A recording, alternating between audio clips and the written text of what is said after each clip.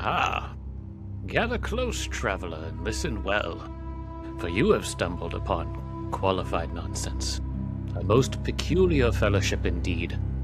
3 companions bound not by fate, but by questionable judgment and a long-standing friendship, have taken it upon themselves to answer the great questions of this age, and truly pointless ones as well. Questions of love, life, and awkward encounters. And at times, matters best left unspoken. They are no scholars, they are no sages, and certainly no counsel of the wise. And yet, with nothing but lived experience, half-baked insights, and dangerous amounts of confidence, they press onward. From tales of youth and mischief, to debates most ridiculous, to inquiries plucked from the strange corners of the realm known as Reddit. No topic is too trivial or too absurd. So steel yourself, dear listener, for this is no journey of logic nor reason, but of laughter, chaos, and the gloriously unqualified nonsense. Now then, you shall not pass without pressing play. I'm Matt. I'm Brandon. I'm Jake. Joe. And this is Qualified Nonsense.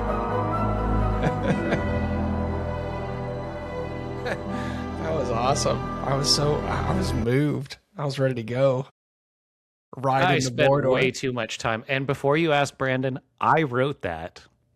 Whoa. But You wrote the prompt that wrote that, or no. I told Jake when you backed out and we were having technical difficulties to start. I was like, we better hurry up because I screamed into my pillows for 10 minutes so I could get my voice kind of hopefully somewhat lower. That was great. Yeah, that was good. So we do have our first in-person guest for a change. We have with us Joe. I don't know if you want to use your last name or not. Yeah, Joe Harrison. Joe Harrison. Sure. From Farmers Union Coffee here in Eugene. Joe and I, we don't know each other really well, but we know each other through the men's group. We've had Peter and Kevin on, who I've met through that group. So you're the third person of that group to be on here. So I just invited him into my house to sit here with me in my room. I insisted. I closed the shades, the door is locked. It's going to be fine. Yeah. Yeah. Welcome, Joe. Blink if you're being held hostage. I forget what the hand signal is, but use the hand signal. Yeah. Oh, he's in trouble. So, Joe, you're from a coffee roaster, is that correct? Yeah, I am a coffee roaster, and I own co-own a coffee roasting company. Oh, nice. That's awesome. And your name is Joe. How fitting. That's There's right. no Joes there to only- be had at all. Nope. Nominative think of one. determinism. Yeah, smart. Give us a rundown. How'd you get into that? How'd you find your passion of coffee? Gosh, man, it's not super complicated. I just walked into the right warehouse when I needed a job. So back in 2007 was my first roasting job. I was taking a break from college, and I just needed a job. And it turns out I'm particularly temperamentally suited, and have the right kind of ingredients to make the stew work for coffee roasting for me. I loved it ever since I did it. And I loved it so much I figured out how to do it for real and start a company, and here we are. What That's got awesome. you to that point, where you learn? Is it just on the job training, or did you take classes or study, read particular books or something? There's no formal education. There's a lot of informal Instagram knowledge when it comes to coffee, I guess. And there's like a lot of folk wisdom when it comes to coffee. So just like a lot of experience and a lot of working with people who are much more experienced than me. And just like trying to find the smartest people who are doing it and learning as much as I can from them. And I've had some really, I've been very lucky and I've had some very good mentors when it comes to coffee knowledge.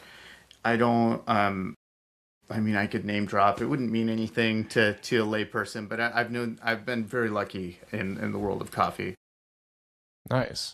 And so I assume you're a coffee drinker. Yeah. And you, and so do you roast in large volumes or? Yeah. Like, So what's your company do? Sure. So we're in Eugene. We have a 25-pound batch shop roaster. We, however, don't like how 25 pounds tastes in it, so we roast 20 pounds at a time after a lot of experimenting, which just means that our job is harder. And we'll roast over, right now, I mean, I'd love to roast more than this, but right now it's like over 1,000 pounds of green coffee we roast a week. I'd like to turn that into, I'd like to go, I don't know, 5x maybe, while still holding on to quality, which is all to say it's a journey and we're not done. Is it a relatively automated process? No. I was just... No one's figured out how to automate it. With it. Yeah, I mean, like, you could do when it comes to coffee roasting, there's no rules, man. You could do whatever you want. As long as you could talk someone into buying it, you could do whatever you want. So it's not, there's no one who's automated it in a way that I like. I'll just say that. Gotcha. We were actually talking about this on an episode not too long ago, and one thing I've noticed with like the craft coffee roasters, I guess, if you will, versus like the bags I traditionally get from Costco, is like the ones from Costco are a bit more oily. Like the beans seem like wet, and when we go to the beach or we have a gift given to us, the beans they just feel more dry. What am I looking at there? What's the difference? Yeah, and that's a big conversation. So objectively, what you're seeing is the result of a chemical reaction. Informally, we call that second crack. Coffee pops like popcorn, and unlike popcorn, it pops not once but twice if you roast it long enough. And second crack specifically turns solid fats into liquid fats. And that changes the flavor of coffee a lot. And it also changes the way it looks. And typically, when you roast a coffee that dark, it tastes much more, the taste is very, very influenced by just the temperature of the roast. Much more so than like the origin of the coffee. So it's easy to take less good coffee and roast it darker. And it will taste just like dark roast coffee that way.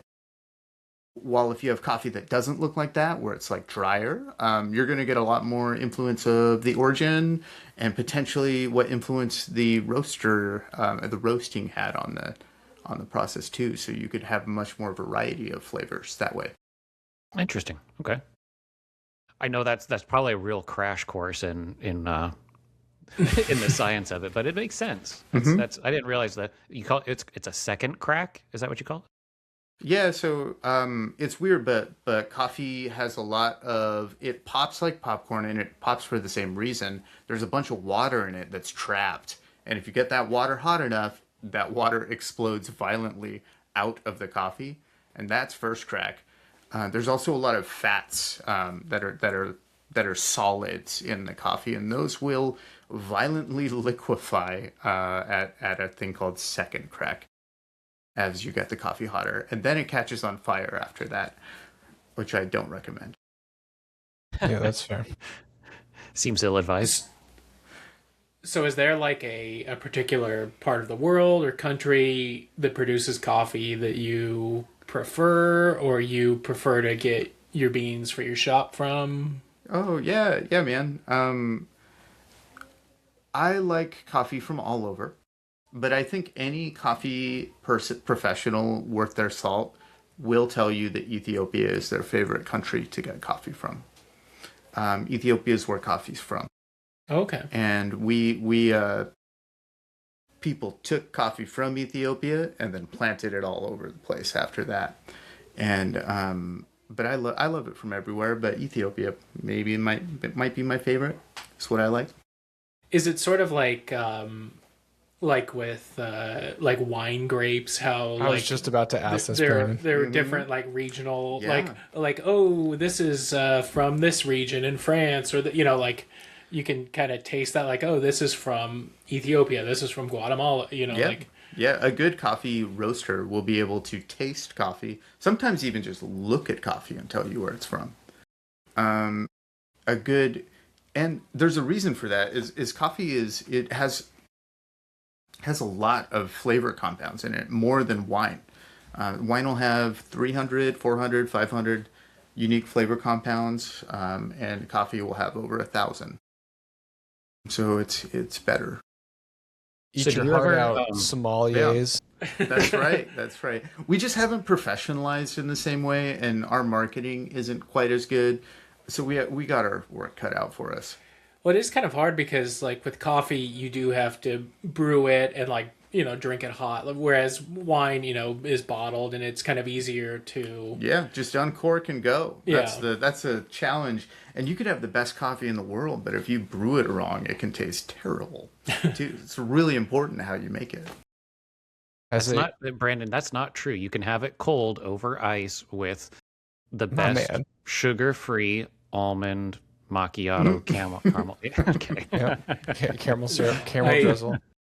I do drink my coffee black, but I do have a Mr. Coffee, which Sure. is probably. Well, Joe just look, fucking whatever. throws down his He's like- as he leaves. That's it. Where are my Slaps keys? the This is microphone. over. Interview over. I told you All this the was way over off here for limits. this bullshit. yeah, off limits. No, right? it's so like my secret with a Mr. Coffee.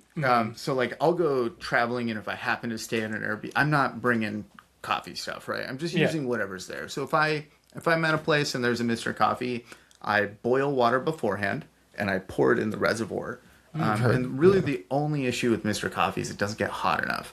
That's a big issue. So I just boil the water beforehand. I'm not saying you have to do that. Yeah. I'm a freak. I've got Well, problems. What's wonderful now, though, is that every time he makes coffee, he probably won't boil it, but he'll think every time he's pouring water in, he's like, "Ah, I should have boiled this. I don't have time, but I should have boiled this." So at home, do you have like I forget the name of it. It's like a Swedish company or something, but it went viral of it, like, it has the coil up and everything and it percolates out. Like, do you have that kind of equipment at home? So I have a Mocha Master, which is a really excellent just drip coffee machine. So you definitely recognize it. It doesn't look crazy. It's called a Mocha Master. I really like them. Wait, a lot. the nickel sort of metal beaker looking thing with the No, that's a Mocha Pot. okay. That's- I was that's like, the most that's how you popular drink your brewing- coffee. Well, I have one of those at home too. Okay. Actually, but that's the reason I have one is it's the most popular way to brew coffee in Italy. And Well, this looks like right. Ninja. It's all the Italian brands. Yeah. Yeah, interesting. But Mocha Masters, if you're looking for like my opinion of a very good coffee brew, Now I gotta Okay. fucking look up Mocha Master. you can buy one from my website at farmersunioncoffee.com. Oh, Nice, plug. nice. Hey, That's a save great the plugs plug. for the end, mister. No way, no. Sprinkle them through. That's good. So Okay, so also, as a chef, I like to try. Wait, did you just say as a chef? Not as a professional chef, but as like Okay. a recreational Like chef. stuff. Yeah. No. Fake as it like till a, we make it here. okay, as someone who finds himself in the kitchen sometimes, I like to try as often as I can when making something. I like to try raw ingredients before mixing them and figuring out where the taste is coming from and where the taste is going. Can you do that with green unroasted coffee beans? Like, are you able to like for instance, like if you're getting a new source for coffee beans, are you doing any sort of like taste testing of the unprocessed or roasted bean? Yeah, I mean, I like where you're going with that question, and like analyzing green coffee is pretty important if you're working with something you're not familiar with. And we have all kinds of tools and techniques of analyzing green coffee. There's grading, which where you can just like, there's various kinds of ways that a coffee seed can be defective, and we like there's things like mold and fungus and bugs and defects at the mill, drying defects, processing defects of other kinds. And also good coffee smells a certain way. So anytime I get a new coffee, if it's a new harvest or from a new farm, I just open the bag and I literally stick my head like into the bag of green coffee. Yeah. And And generally you can that tell a tells lot me. from that initial pull. You can't necessarily tell like what it's going to taste like because a lot of chemical transformation takes place when you roast it, and you don't really know what that's going to be, but you can tell if there's something wrong pretty easily. So as the co-owner of your spot, do you get like a wild hair one night and go in and be like, I'm gonna roast just 5 pounds tonight, but I'm gonna test like I want to get wild and try something. Like, do you ever get one of those? I'm going to change it by a half a degree. Yeah, I've roasted definitely hundreds of thousands of pounds of coffee at this point. I don't think we're quite up into the million yet, but I've roasted only in small batches. In my defense of not getting there yet, and so I've already tasted all of it because you roast so many batches. Variation happens, right? Like you just like someone sends you a text when you should be looking at the roaster, and there you go. You just had an experiment. Well, I was going to ask. yeah. So because there's not an automated process, and it's very instinctual or perhaps even just time based, and you look at your phone, even though you put like, hey, this is our dark roast, would you say that each batch is going to have a variation that's going to be different every single time, or do you have it down too?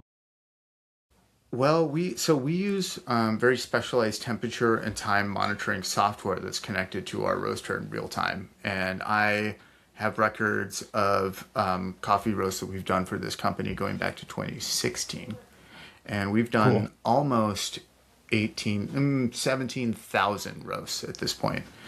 And I don't know what that is in pounds, but if you multiply that by 20, it's a lot of pounds. That's a lot of And pounds. that's just Remember. this roaster, and I've roasted on many roasters before this. So we have a lot of information, and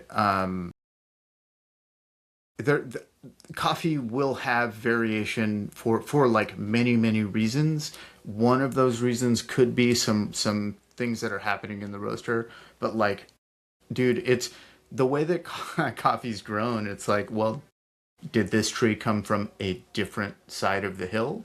Did this tree get all the nutrition that it needed?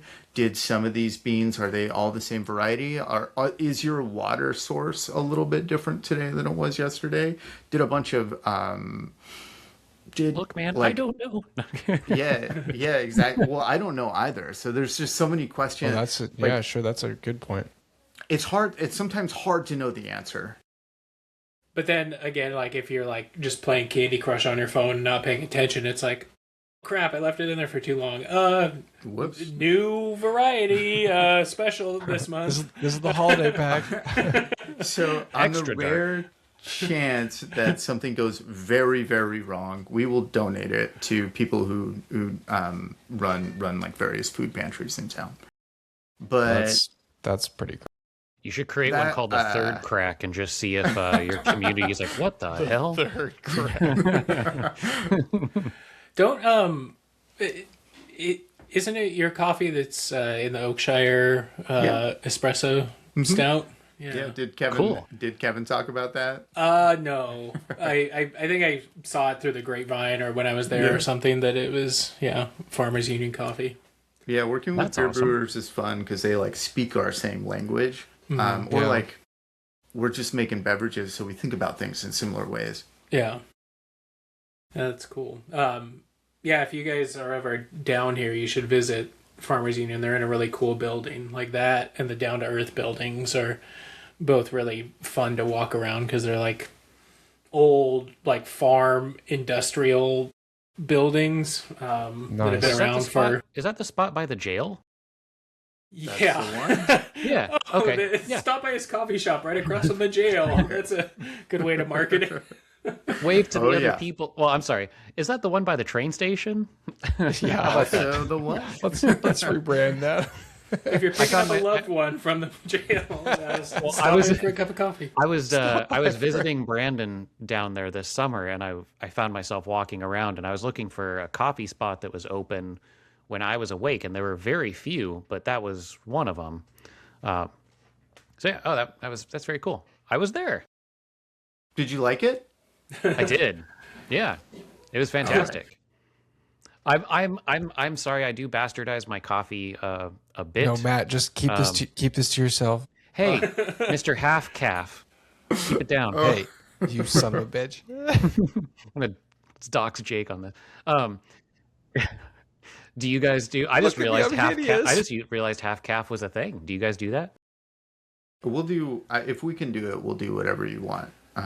Is Oh, like the we real had that- answer? Oh, sorry. I'm sorry. Please continue. Yeah. Oh, okay. How do you make something decaf? Well, there's actually a couple of ways. I really like a method called sugarcane decaffeination.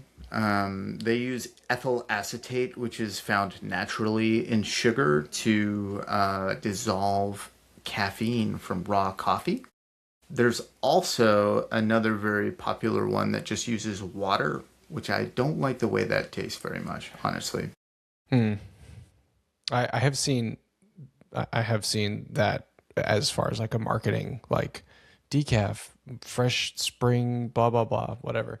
But that's interesting that it like so you decaffeinate it at the pre-roasting. Yeah, you decaffeinate Stage. green coffee before you roast it. Yeah, and the weird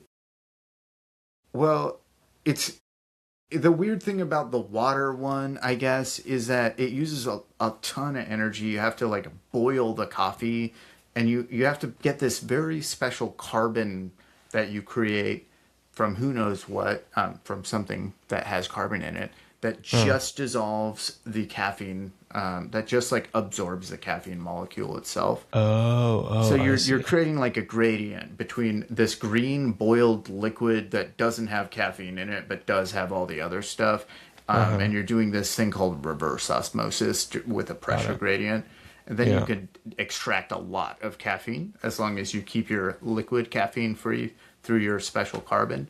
It just tastes funny because you're boiling these because beans. you're cooking. Yeah, you're cooking it before you cook it.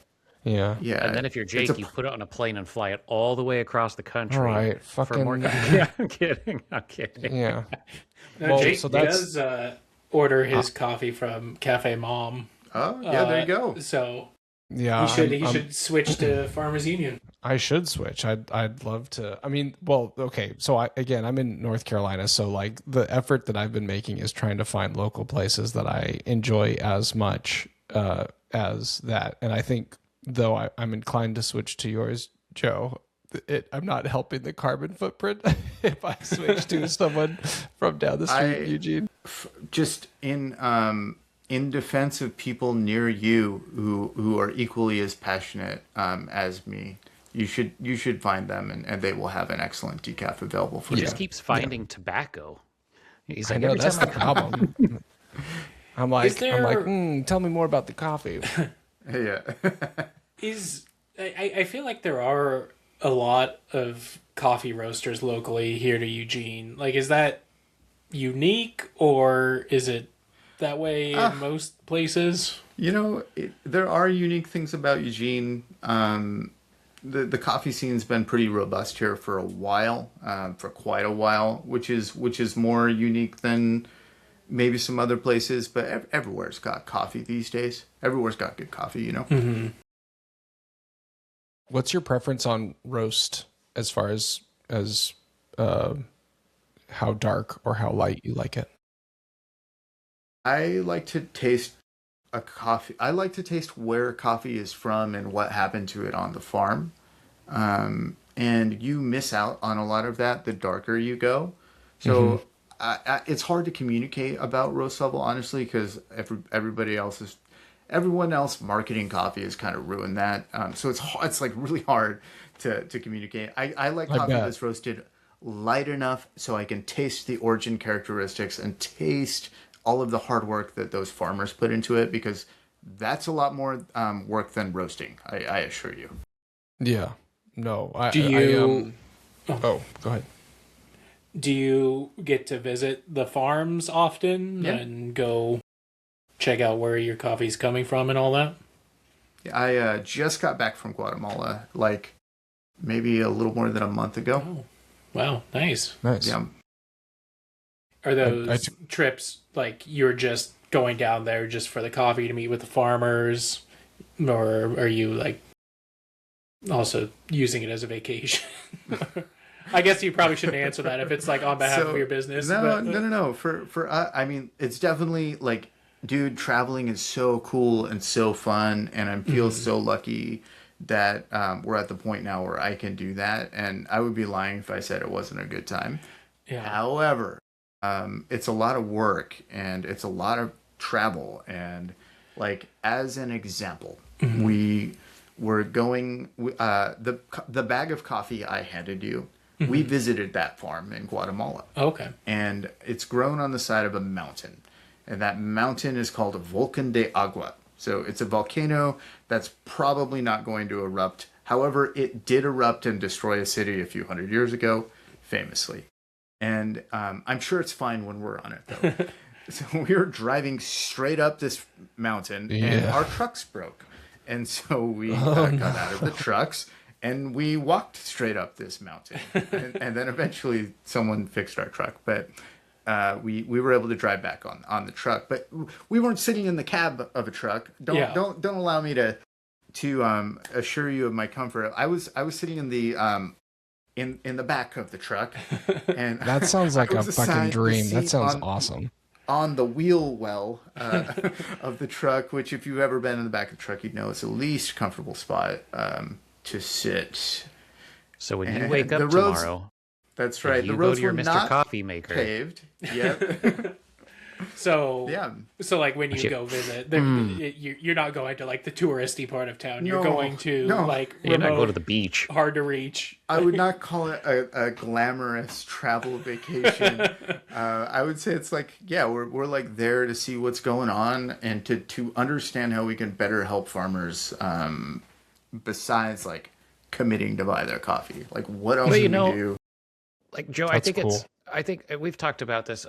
We talked about this after Kevin was on the episode. Between the two of you guys, it was like but you can tell that you're so passionate about it. I wish that I could kind of just commit my life to be like, I know that I'm really excited about this. It's like, oh, there's a guitar.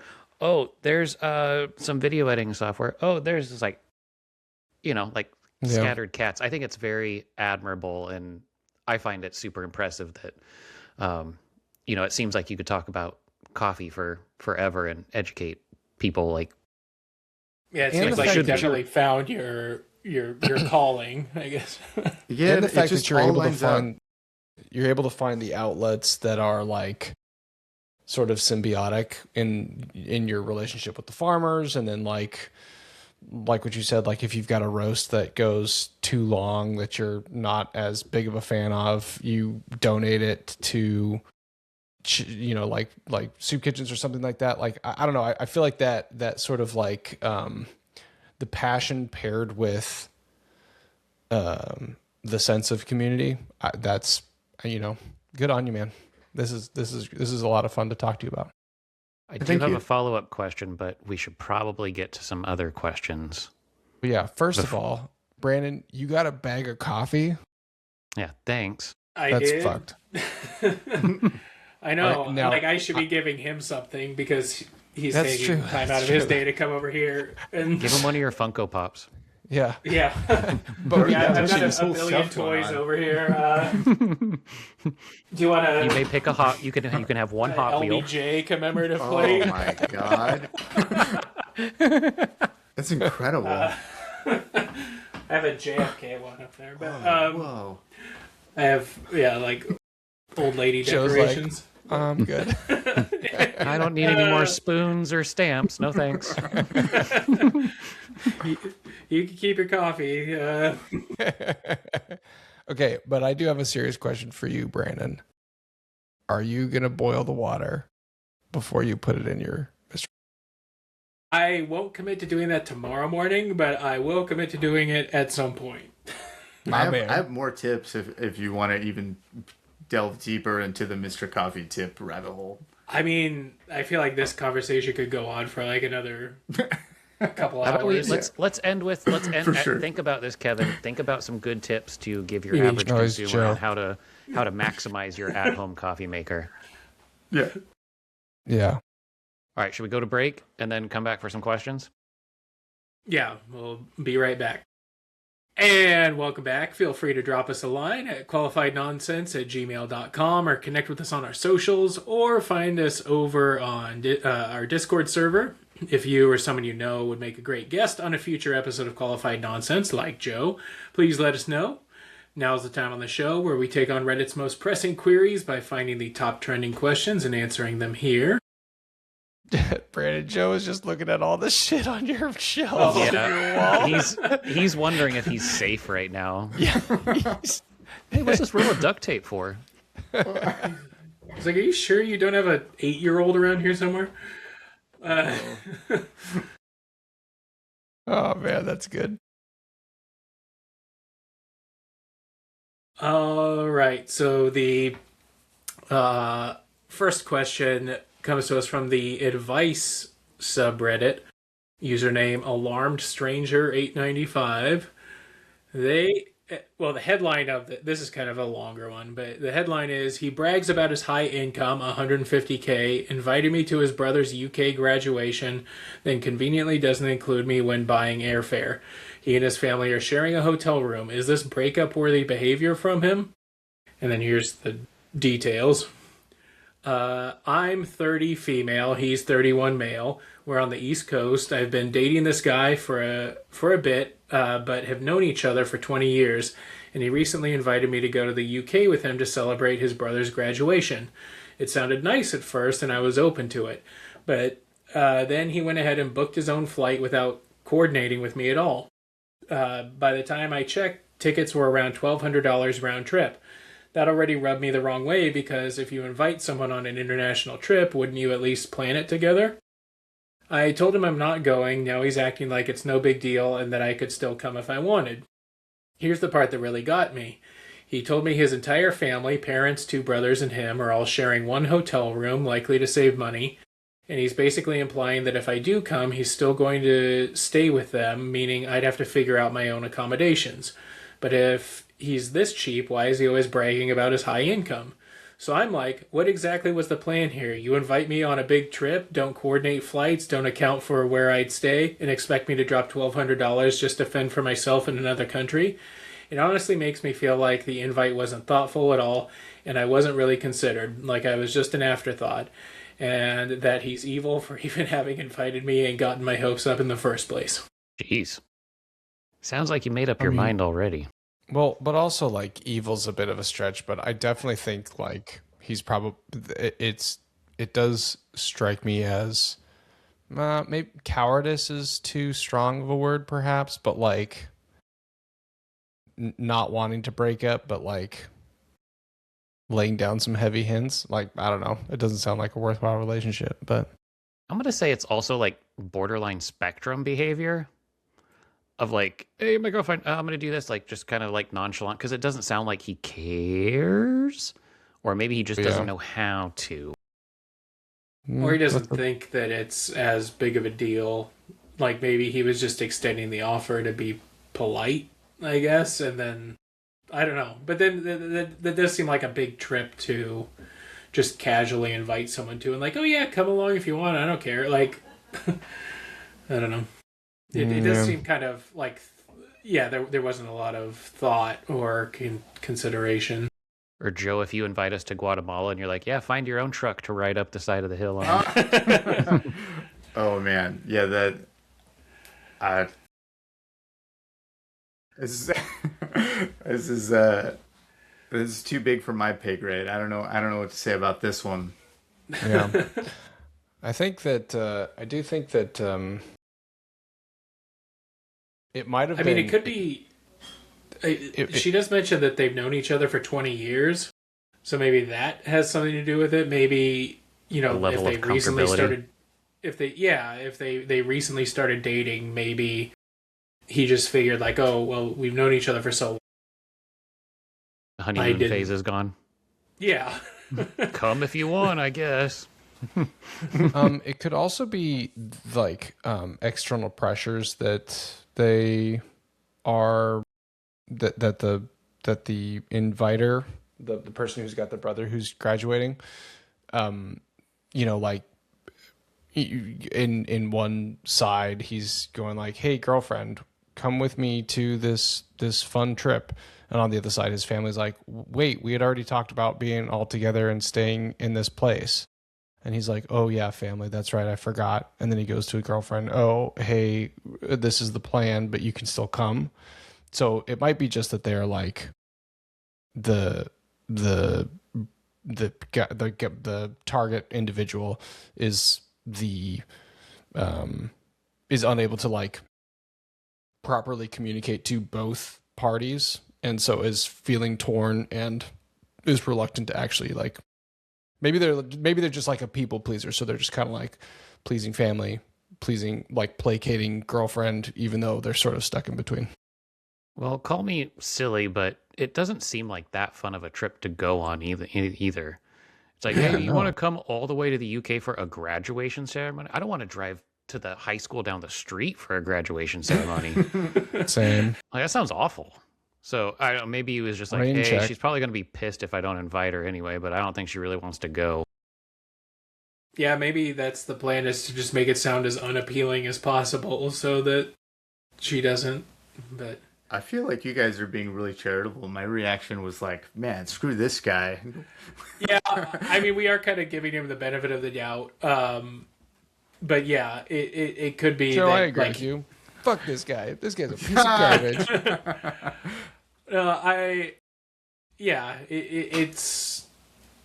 It is a weird kind flex, of, though. I mean, the whole thing started off with he flexes on his income, so it's like, why not just? I mean, be he like, could hey, just I bought you a overall ticket. be just a careless guy. Like, obviously, he was planning this trip with his family. Like just a bit obtuse. Yeah. Love isn't for this be... guy. He shouldn't know it. You should break up with him. Leave him in the dust. He's never going to be happy. Just leave. With What are a some lot of the of answers? these on Reddit, I feel like the answer is always, hey, you should talk to him about this, maybe. Oh, that's Yeah. Listen, Yeah. That's a really good point. No, I'm going to I ask would him. rather ask strangers on the internet. Yeah. And then have it later be picked up by a podcast. Yeah, hopefully they're using a pseudonym. But how often do you think people are just inventing? You remember? Okay, so we've had this podcast for a minute now, Joe, and it's gone through some iterations of like where we're getting our questions from. And originally we were like, our fans will write us questions, and we didn't have fans, so we just were writing ourselves questions for a long time, and we were making up some bullshit. And so I wonder how many of these just are people like keyboard warriors that are like, I'm going to ask this sort of off the wall question in this hypothetical universe scenario and see what sort of other internet keyboard warriors are going to interact with it. I wonder how much of it is just like listen, What a fucking waste of time. simulation.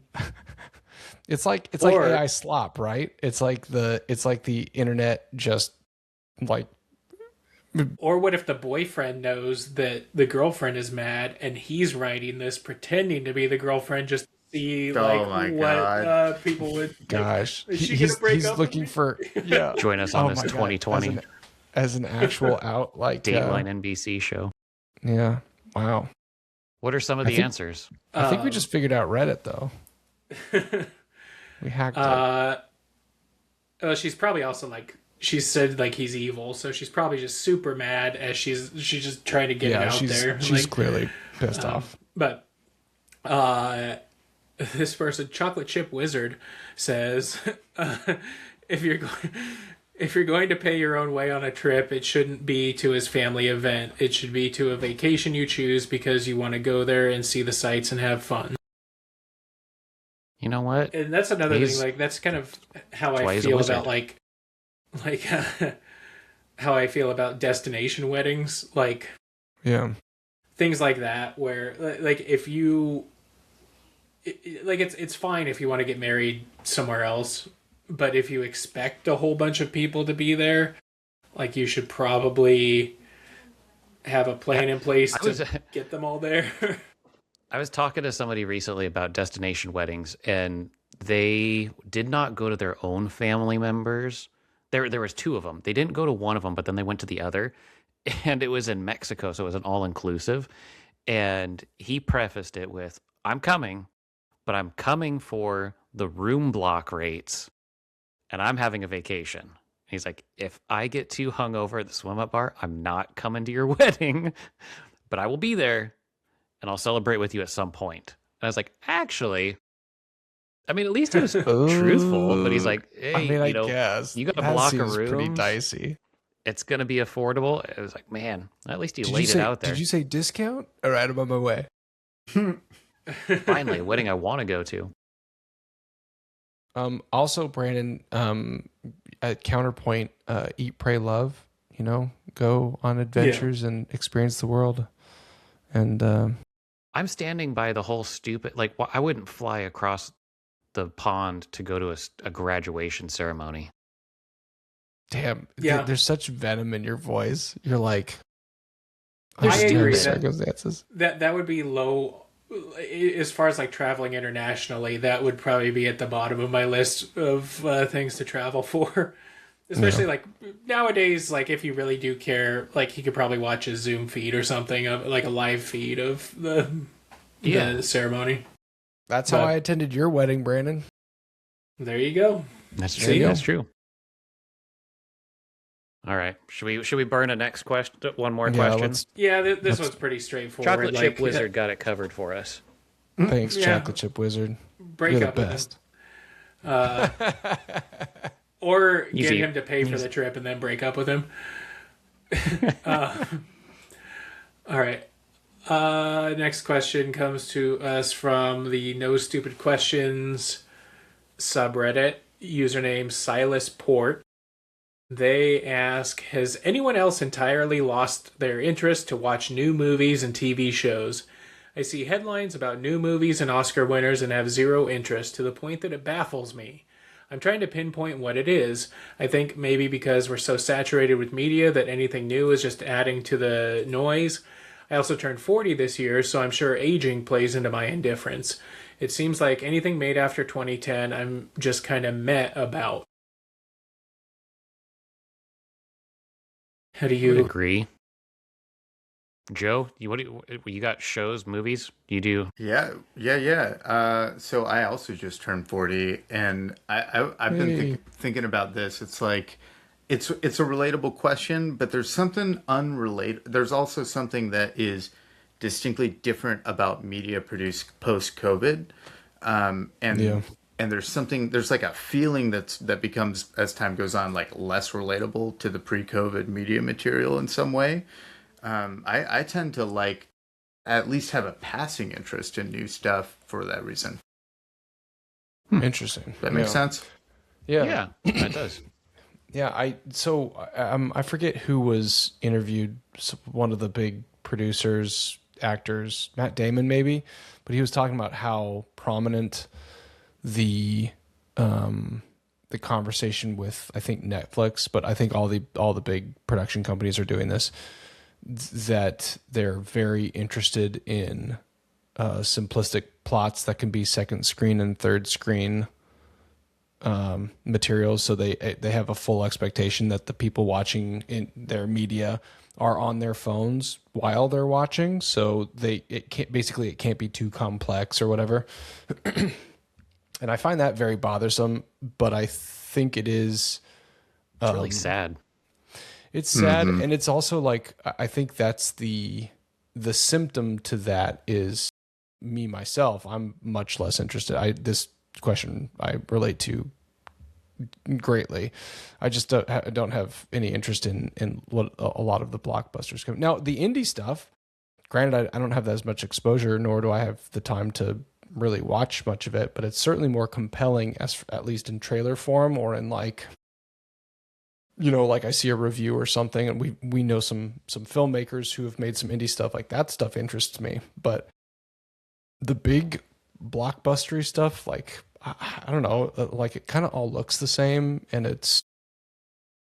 I mean, there's a lot to unpack in that argument of like movies these days seem to be produced with the intent that they're either going to go one of two ways, and that dictates whether it gets made or not. It's like it's going straight to streaming, right? And some of these production companies, the Netflix and the Paramount Pluses of the world, they can still produce amazing stuff, but they know that people aren't going to take the time, go out of their way to go to the movie theater because it's not Transformers or Fast and the Furious, and it's like even those sometimes get released direct to DVD, if you will. I like the most packed I've seen a movie theater in the past, and I don't go as much as Brandon does, but I went to go see David Gilmour filmed one of his concerts recently in IMAX, and the movie theater was packed because it was one night only, and they still did trailers beforehand, and it was such a cool feeling to be in a movie theater and hear people go like, oh, ha ha ha, oh, like through a trailer experience. And I was like, God, it almost like gave me goosebumps of like, I don't remember the last time I felt this. But you have like Jake, you were talking about, like, and I know I've done it too, is I will put on a movie and I will still be on my phone. So it's like, what's the fucking point? I mean, I do think as you get older, like you do have more responsibilities in life, and it's harder to find the time to, to go to the movies, or even like sit down on the couch and like, okay, I'm going to watch this movie for 3 hours, and that's going to be how I spend my time. Like, especially, you two probably know really well, like, you have kids, and it's any sort of media you're consuming is probably geared towards them, and you don't really have a lot of time for things that maybe you would enjoy more. Right. Or we did take them to Lord of the Rings in the theater. That was really fun and nostalgia. Yeah. Joe, what you said you're watching a little bit. What are you watching? And actually, everybody, what's everybody watching right now that is compelling? And I'm particularly interested if it's like newly created, if it's compelling or you're enjoying it. I think like Pluribus sticks out in my mind for me, just in Which terms one? of Pluribus. Pluribus, I don't even know what that is. It's an Apple TV show about space communism. Ooh, that's cool. About this weird space virus that just like gives everyone a hive mind except very few people. Very interesting show. Isn't it from Vince Gilligan, who did Breaking Bad and Better Call Saul and all that? Yeah, I see. Yeah, I haven't watched it, but yeah. Yeah. Is it ongoing or did it complete? I think season 1's done. I think they're working on season 2. I think it's very interesting. It's worth a watch. Nice. I'll check it out. Yeah, I haven't been to the theater in a minute.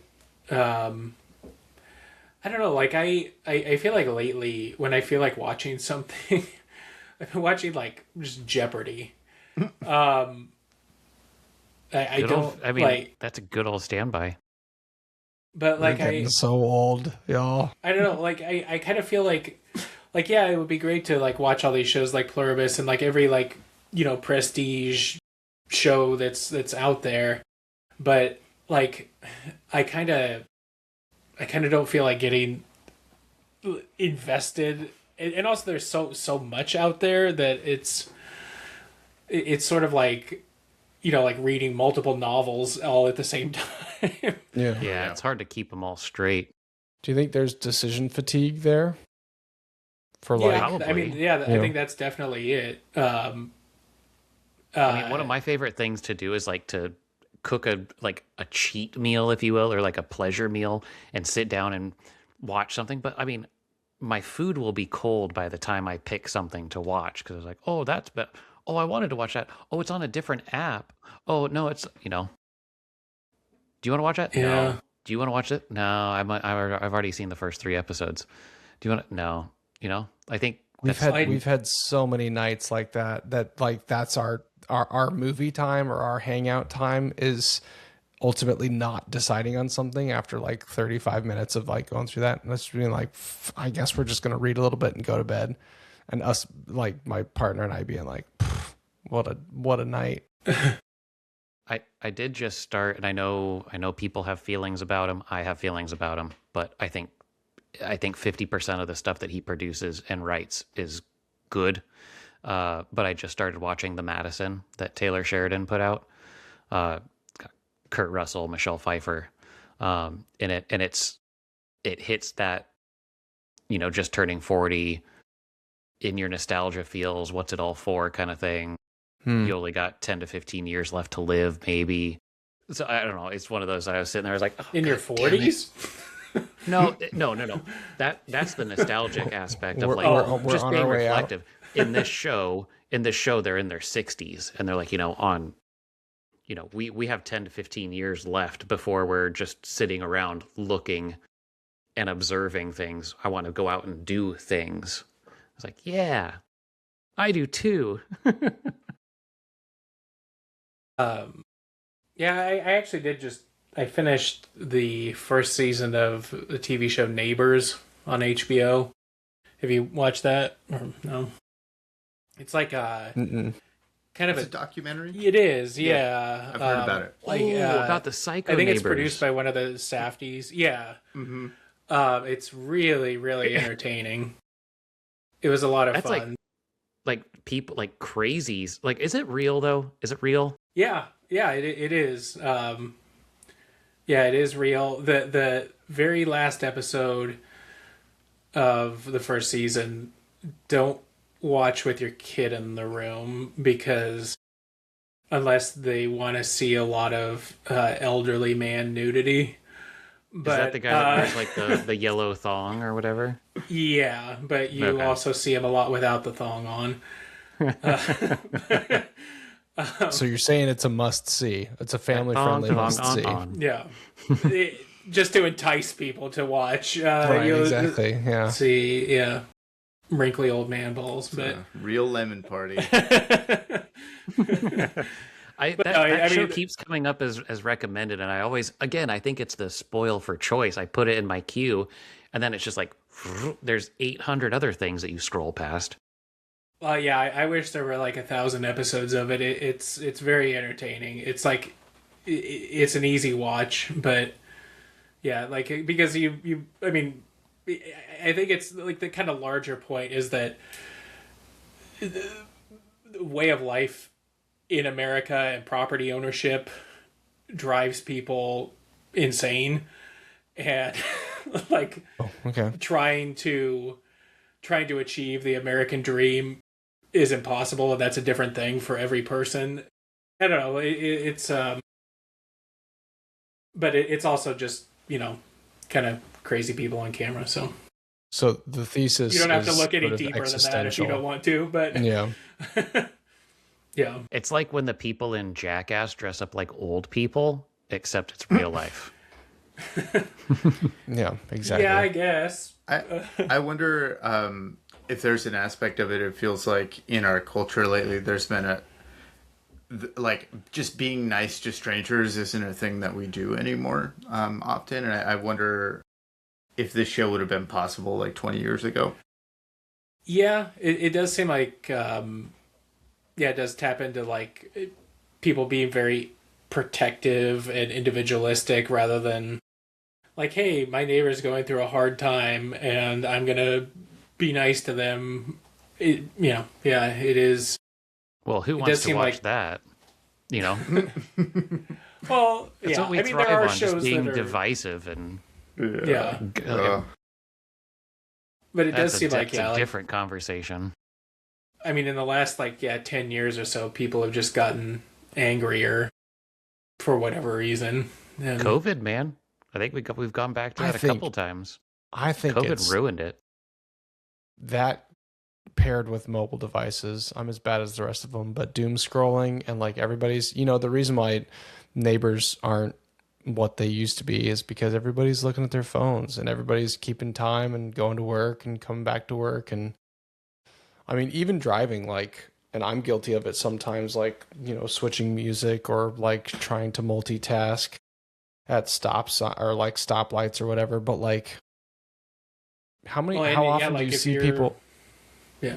Oh, go ahead. Well, how often do you see people driving with like either partially looking at their phones or like entirely looking at their phones? It's insane. And that is indicative, like if it's so important, or rather driving is so important to be aware. And if we're not doing that, then the time that we don't need to be super aware, clearly we're also doing it. Like it's the modern twiddling of thumbs, but it's something far more addictive. And I do think that I'm getting kind of doom and gloomy, but like I just feel like it's so like our what are they called? What do horses have? The shutters or the blinders?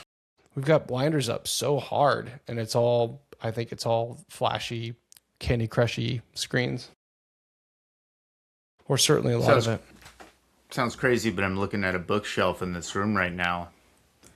And I like literally think if everybody just read for 20 minutes a day in a book, I think like half of that would go away. Yeah.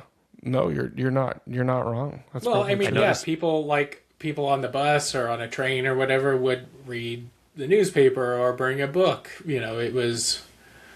It's funny you should mention that, Joe. Like my kids are doing the readathon at their school for the last week and a half, and we told them you're going to read for 30 minutes every single day, and I have like observed less of a request for screen time because that's almost a trained habit now of just going and picking up a book. Even if it's a book they've read 4 times, they'll go and get lost in the imagination a little bit. I think that's a good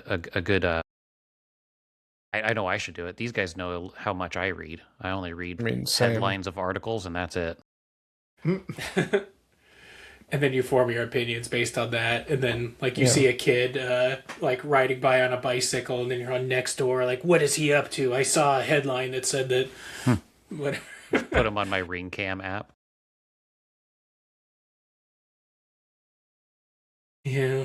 Well, is that an episode? I mean, that's an episode. I have a follow-up question for you about coffee, though, Joe. Yeah, good. Me too. Yeah. You ever had... You're going to roll your eyes. You might stand up and just shut the door and be like, God damn it. But you ever had the that? The answer is yes. I know what you're going to ask, and the answer is yes. The cat shit coffee? Yes, have you had that? Yeah? Yeah, it's one of the top maybe 2 or 3 worst coffees I've ever tried in my life. And I go out of my way to try anything. And I've had it, and it sucks. And the animal abuse aspects made it way worse for me personally. But it was bad. Also, it was just bad, objectively. So, was it... I assume they roast it after it goes through the intestines of said cat? Yeah, so the creature is a forest creature called a civet. And the theory is that the civet is going to go through the forest and only pick the ripest, most delicious beans and eat them. And then so when you pick their poop off the ground in the forest, it's full of the ripest beans that have had the coffee cherry flesh already removed. So they've already done the work for you, and it's ready to go, And and maybe that is true, potentially, maybe. But the way that we have access to it, mostly in the West, is like they put these creatures in cages and force feed them coffee of any kind, and yeah. Isn't there a brewery in Portland that is making like a bear poop coffee or a bear poop beer? Bear poop, yeah, it's Deschutes.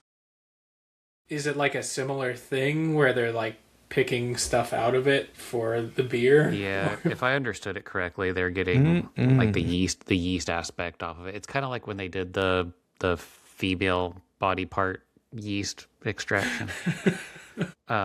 Like that was actually a beer that they grew strands off it. Yeah, I'm with you on that, Kevin. Like don't get me wrong, I enjoy foie gras, but it not at the risk of coming to terms. I think you like, called him Kevin and not Joe. Sorry, Joe. Jeez Louise.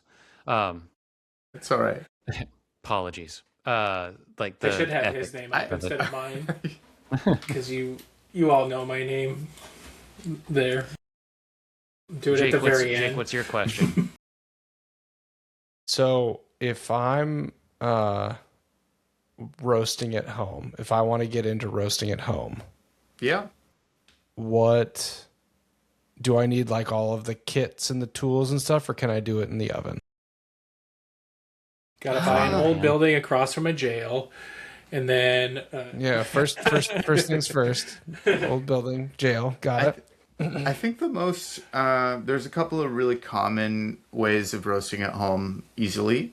One of them is just a cast iron pan. The thing is you really want to move the coffee or else it'll burn and taste worse.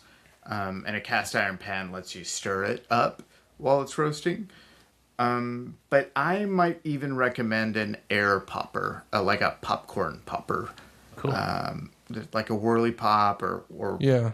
There's like various ways of modifying popcorn poppers to roast coffee pretty easily. Interesting. All right.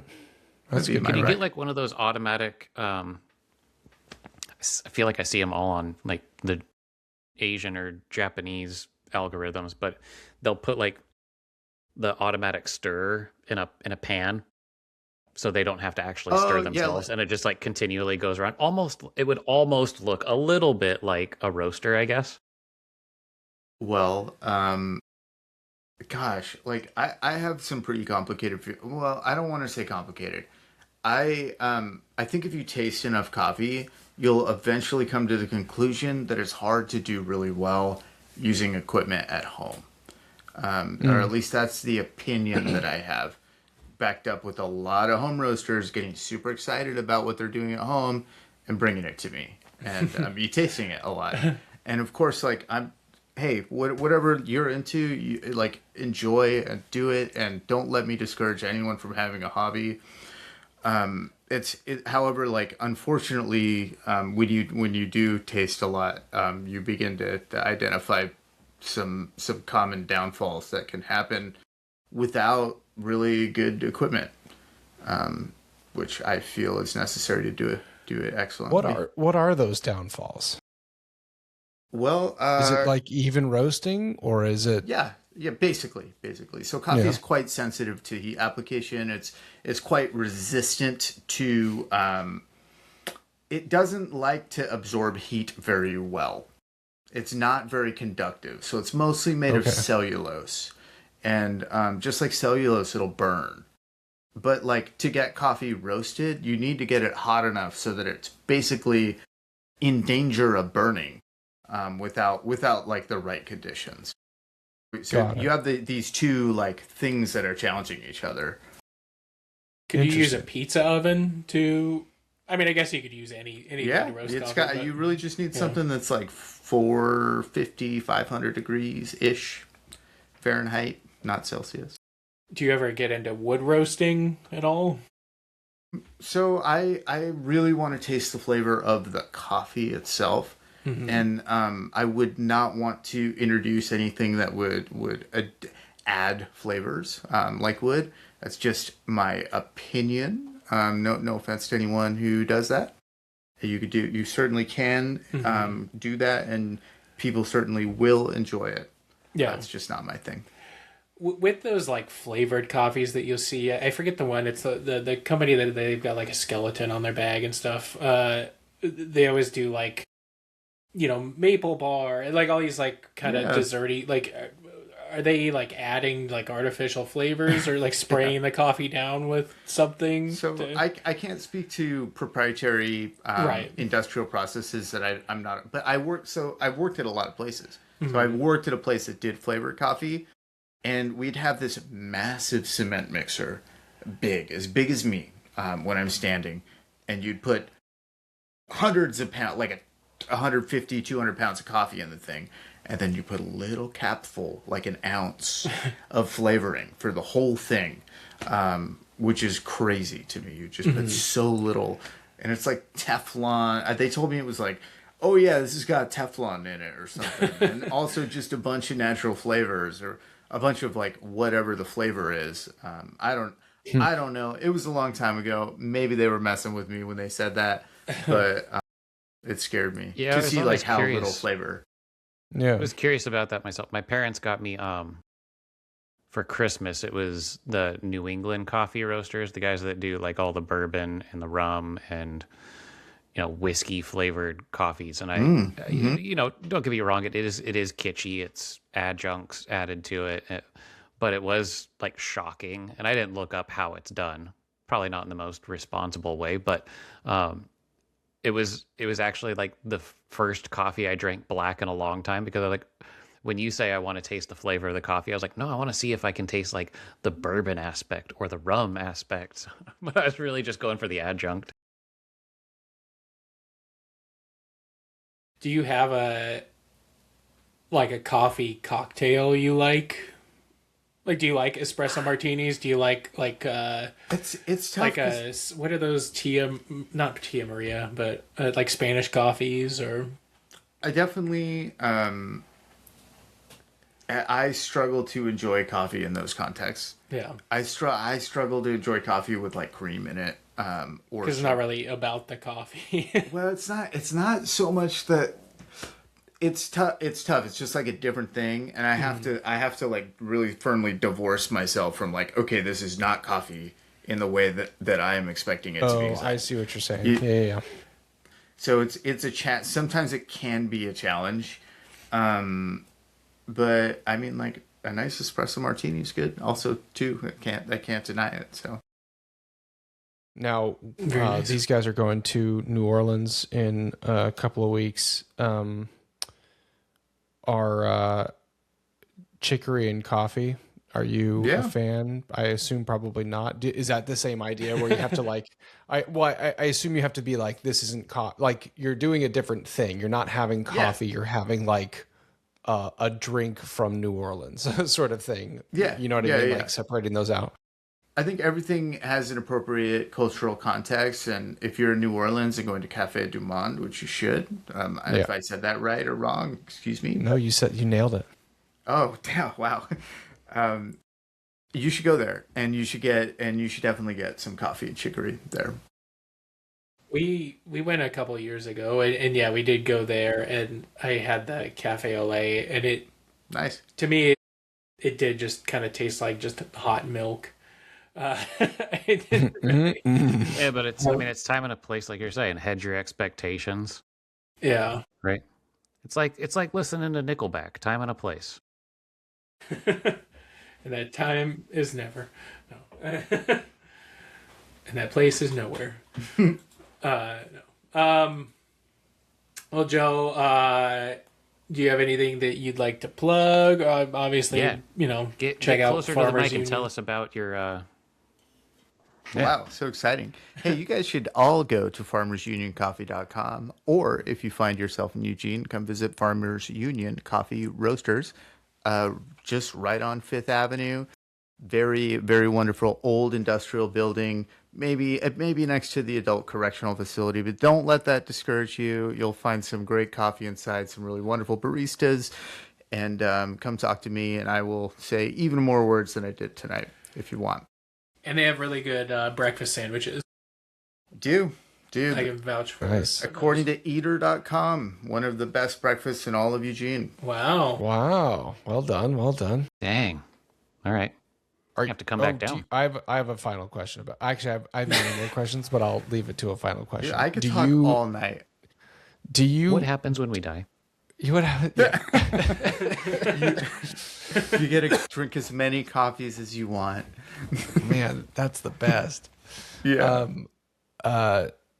Do you enjoy coffee? So because you're so interested and passionate about the individualized taste from coffee and its origins and stuff, do you end up drinking coffee with breakfast, or like do you? Because I feel like perhaps you.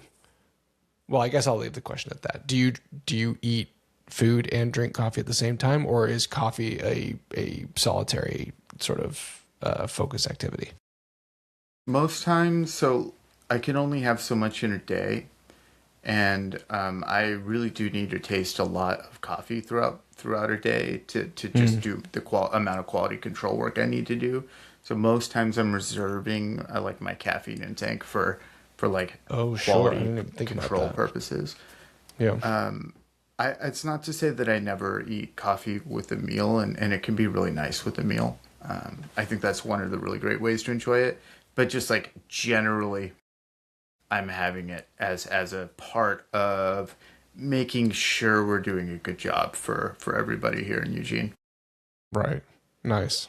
So no, Yeah, like your job perfect is like- sunrise, a crisp morning, cup of coffee, and a Yep. cigarette? No? You know, man. so I actually really do like tobacco. I smoked a Cuban cigar in Guatemala on my birthday. So Nice. I'm not tobacco averse, but it also like messes with my tasting my ability to taste good. So Yeah. unfortunately, coffee and cigarette is not common. Not going to say it never happened, but it's just not common. Fair enough. That's just Enough how I said. keep my emotions down. I keep them down with coffee and cigarettes, and they just sort of stay at the bottom there. Yeah, I just swallow them and never talk about Yeah, them. not my man. All right. Yeah, same, but different. All right. Well, thank you all for listening, and thank you to Joe for your time for coming on the show. Yeah, thank you. Well, obviously, we have a lot more questions. We'll have to have you back again Yeah. when we can figure out a better mic situation. But hopefully, We need to, to we need to listeners, just it's not that Kevin bad. and Joe have a podcast, and we'll just sit here and listen. Yeah, Kevin and that's- Joe just sit Go back and and forth, bees and coffee. Yeah. Kevin's one of my favorite dudes. He's a really good guy. Yeah. Is there? Oh my gosh, I'm gonna ask more questions. Is there a pairing? Is there a Honey. Is there a honey and coffee pairing that is not bastardizing to one or the other? Well, I do have some stories about honey. So a lot of places that coffee is grown, bees are incredibly important to those cultures. And Sure. yeah, like in Guatemala, as an example, there's like and all over Central America and up to in Mexico as well. There's like a very big tradition of beekeeping and reverence for bees in general. So like when I went to Guatemala last time, my friend Josue gave me like some local honey that's Nice. quite different than it's like thin. It's like this weird. It's different. It's not the bee that you're used to. It's like a native Central American bee that has this different kind of honey. Interesting. That's awesome. All right, now we got to have you back. Okay. Yep. Yeah, I we'll still have have to have another you back. question. So just really quick, with One more thing global before warming, bed. like has that shifted how far north you can grow coffee? Yes, Like, and now we're getting into the meat of the question. So unfortunately, I appreciate your. okay, we can cut it off here if it's too complex. I'll just say that it's getting harder to grow I like the optimism angle. Like, hey, we could grow it in more places. Well, I'm not saying that's a good thing, but yeah, It's just getting harder. It's like the real answer. It sucks. Farmers are like farmers are struggling, and it's like a lot of up and down every year, and it's been rough lately for them. Oh, Brandon, way to bring us. We had a fun honey question, then you brought it back down. Jesus. A pumpkin spice latte, yay or nay? I love it. I love it so much. All right. My favorite. There we go. We ended it. I'll do it. Do a lot of them. Do one in the morning. Boil your water first. Yeah. Oh, God. Okay. Well, thank you to our loyal patrons for supporting this show. And if you haven't already, head over to Patreon at patreon.com/qualifiednonsense to show your support. Catch some exclusive content, including our new show, Qualified Nonsense After Dark. Watch us over on YouTube at youtube.com/@qualifiednonsense. Also, feel free to send your questions or comments to qualifiednonsense@gmail.com or hit us up on our socials found on our Discord, found in the episode description. After you've done all that, please also rate, review, share, like, and subscribe on your podcast app of choice. We'll see you back here next week for another brand new episode of Qualified Nonsense. Bye-bye, Joe. Thanks for joining us.